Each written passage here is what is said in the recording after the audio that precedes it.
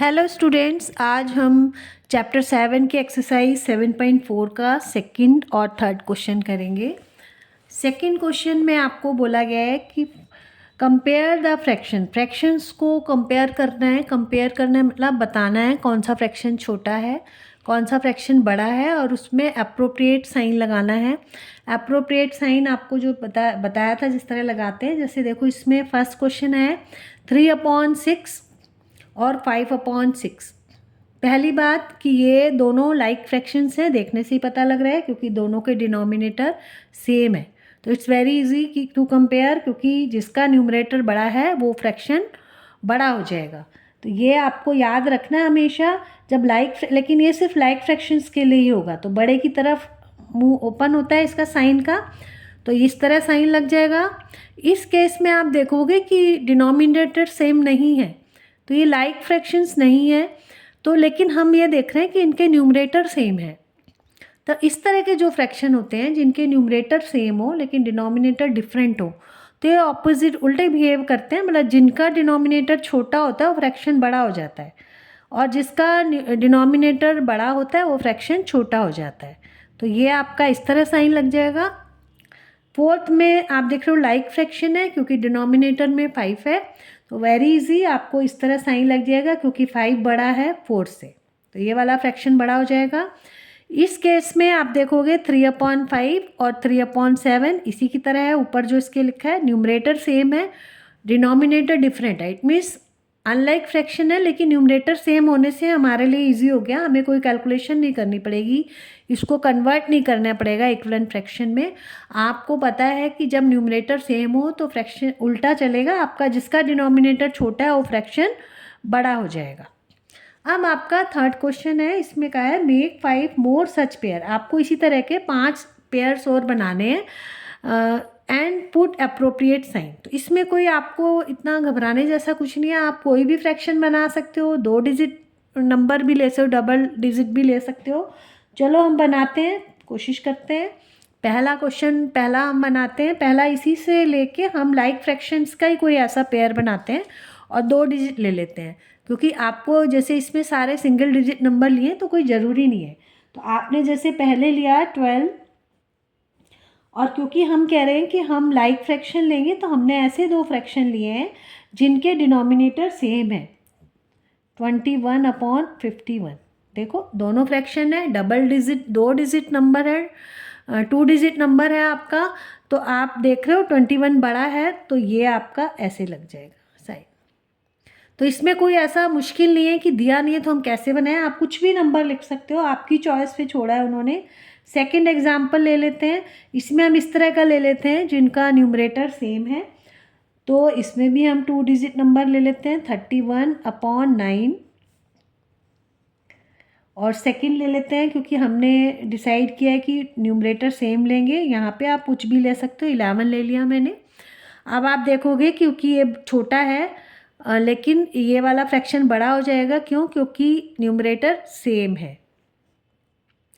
Third हम example लेते हैं, हम और बड़ा 3 डिजिट नंबर भी ले सकते हैं, जैसे हम ले मान लो 120/500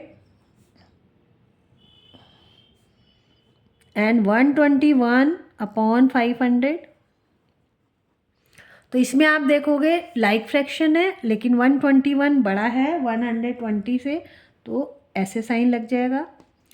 फोर्थ हम ले लेते हैं, उसमें न्यूमरेटर सेम करते हैं, सपोज करो 120/7,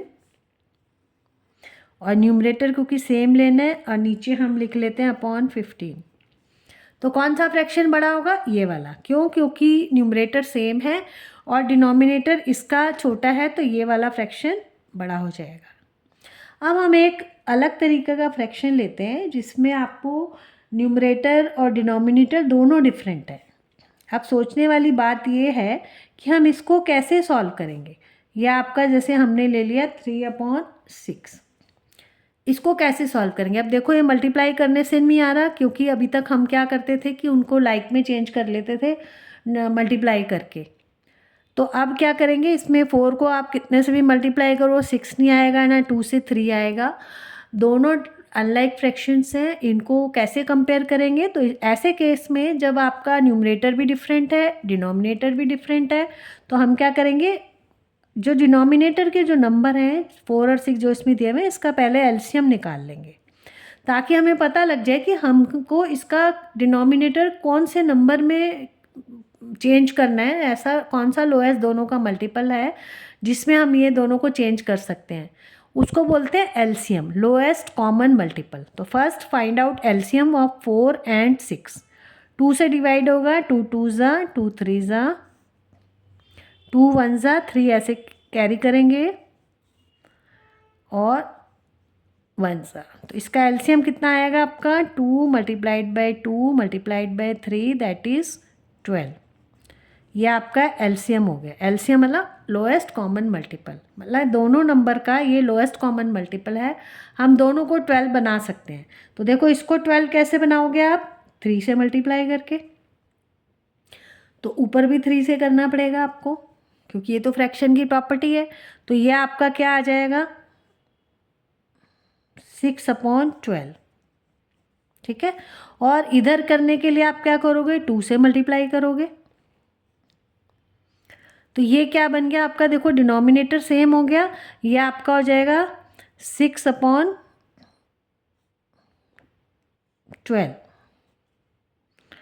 तो ये तो दोनों इक्वल हो गए भाई। देखो आप ये दोनों इक्वल हो गए आपके, तो हम यहाँ पे इक्वल टू का साइन पुट कर देंगे। ठीक है। और इसको आप लोएस्ट फॉर्म में लाके भी कर सकते थे, लेकिन ये मेरे को आपको बताना था कि इस तरह भी कर सकते हो आप अगर दोनों डिफरेंट हैं, या आप इनको दोनों को लोएस्ट फॉर्म में भी ला सकते थे।